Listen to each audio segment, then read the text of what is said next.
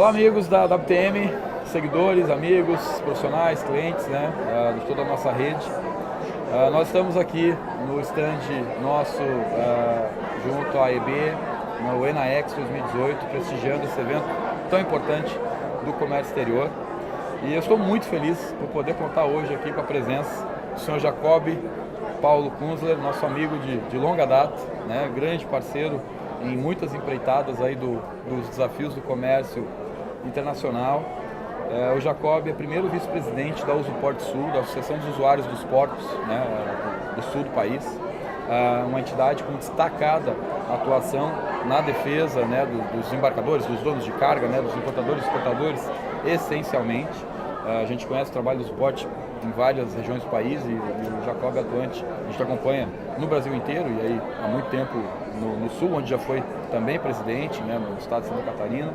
Atua no comércio exterior desde 88, já foi gerente de negócios internacionais do Banco do Brasil, é professor de graduação e pós-graduação em negócios internacionais, é administrador de empresas, com mestrado, né, tendo no mestrado dele feito uma dissertação sobre trading companies, tem doutorado, onde no doutorado dele ele versou sobre consórcios de exportação.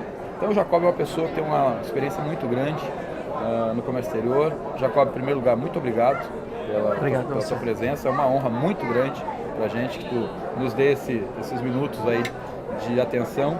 E você sabe o assunto, né, Jacob?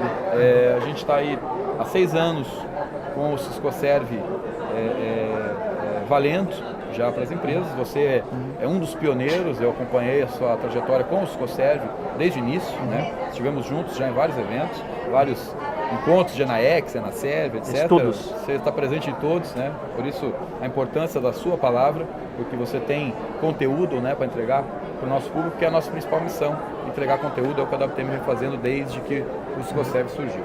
Jacob, na sua visão, qual a importância do Siscoserve para o comércio exterior brasileiro de mercadorias e de serviços? Bom, em primeiro lugar, agradeço a oportunidade da WTM do Brasil, na pessoa do Luizandro Vieira. Nesse sentido, a visão sobre a importância do Siscoserve para as empresas exportadoras e importadoras de serviços é extremamente importante, tendo em vista que a partir das estatísticas que estão sendo geradas a partir dos registros que se faz no Siscoserve, todos os meses as empresas estão alimentando um banco de dados onde o governo pode definir políticas públicas, saber quais são os incentivos fiscais que devem se dar para as empresas e não só incentivos fiscais, saber onde estão as dificuldades que as empresas têm com relação à exportação e importação de serviços. A exportação e importação de serviços é tão relevante quanto a exportação e importação de mercadorias.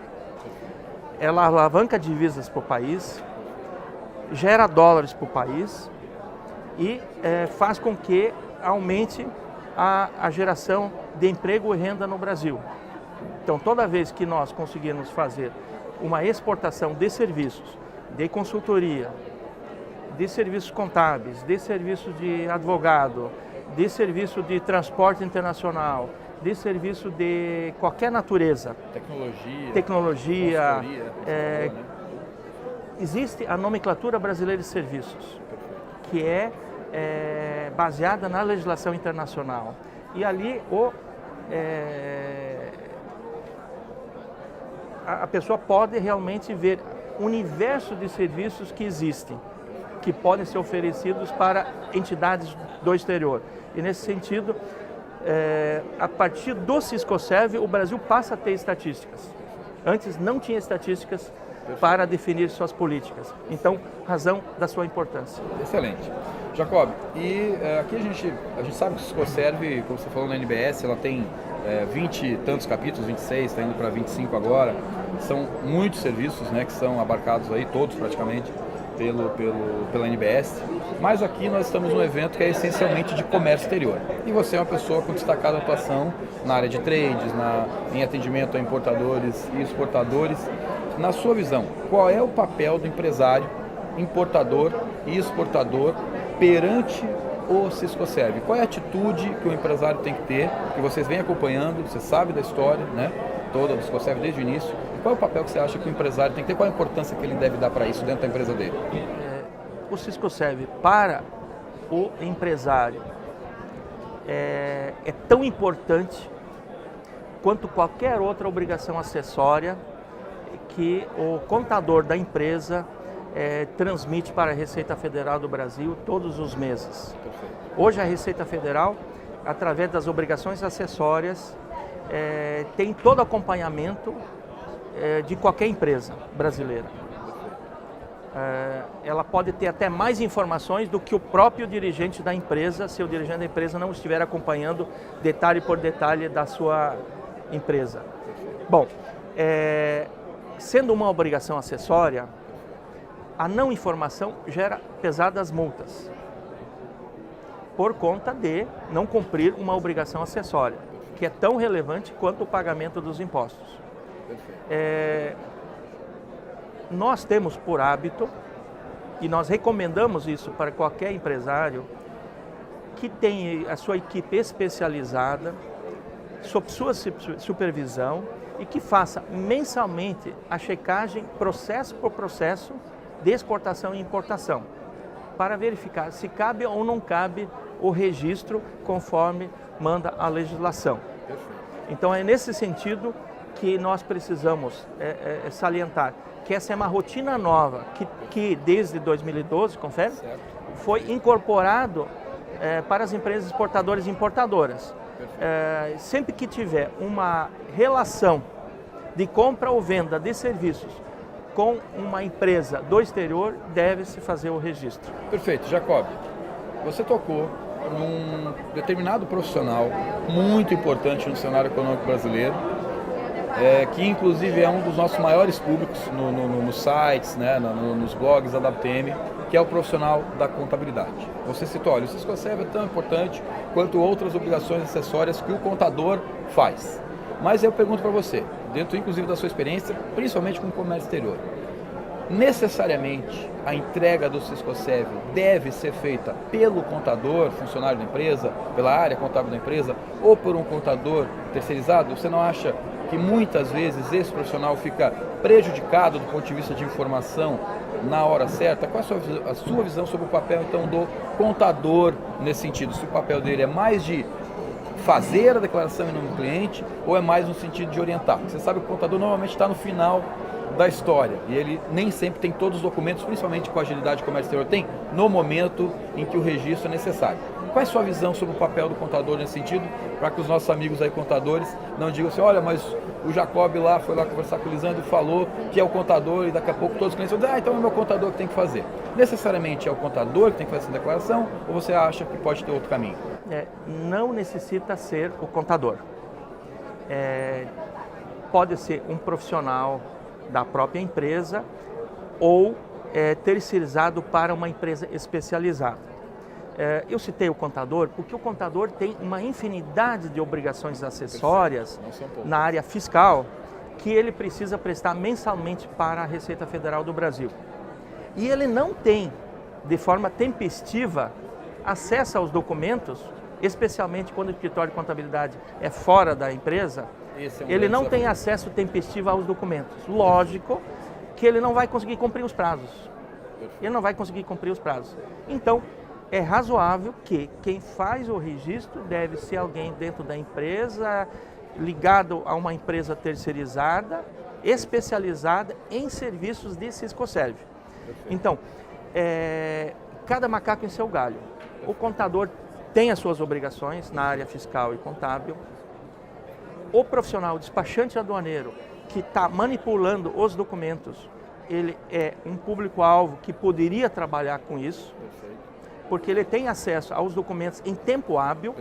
Lembrando que o registro das informações é até o último dia do terceiro mês subsequente ao início do serviço.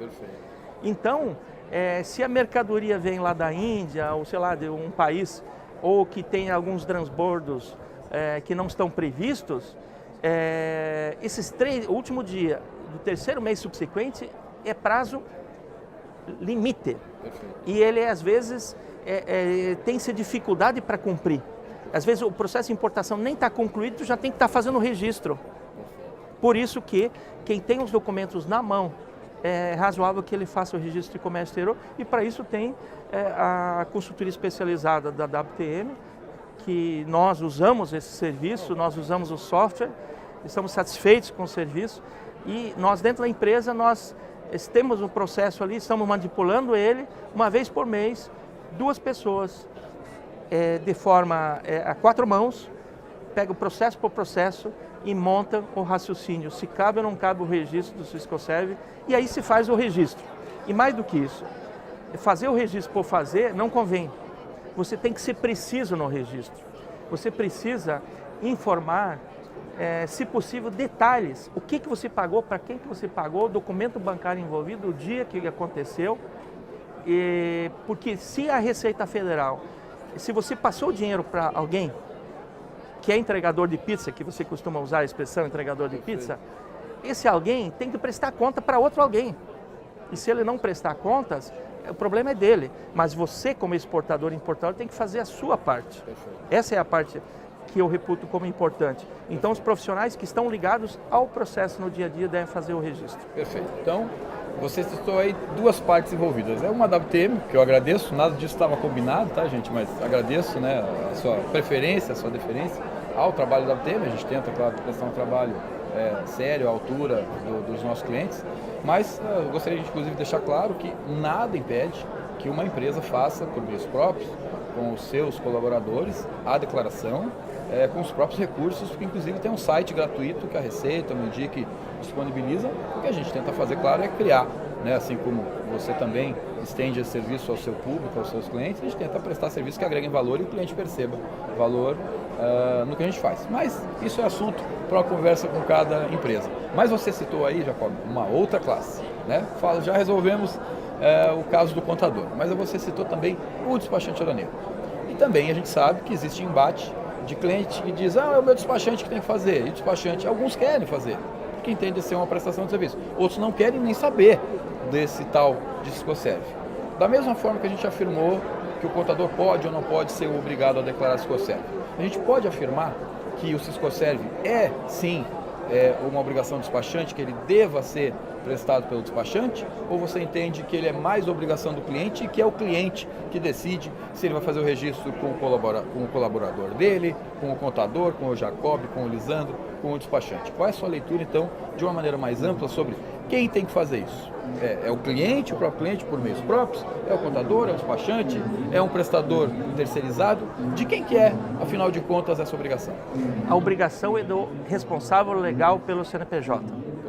Ponto. Não há outro responsável. Agora, o responsável legal pelo CNPJ pode sim e deve eleger alguém com procuração para fazer essa tarefa específica, que por sua vez terá a combinação de uma remuneração devida e justa. No caso da WTM, que tem um software, a consultoria, que são valores agregados, um software amigável, ele te agiliza o processo. Ao contrário do software que você pode fazer o registro direto que você comentou no site do governo, que não é um software amigável.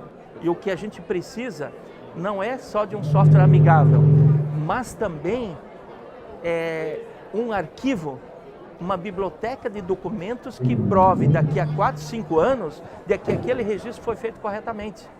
Esse que é o maior problema que eu reputo nas empresas. Faz o registro por fazer o registro e não fica o histórico de onde que saiu os valores e as informações. Então, nesse sentido, para mim, a biblioteca que o software de vocês tem, ele tem um valor agregado extremamente importante. Como vocês perceberam, na próxima oportunidade a gente, além de convidar o Jacob para entrevistado, a gente vai convidar também para ficar aqui no stand da WTM, fazendo atendimento e explicando os nossos serviços.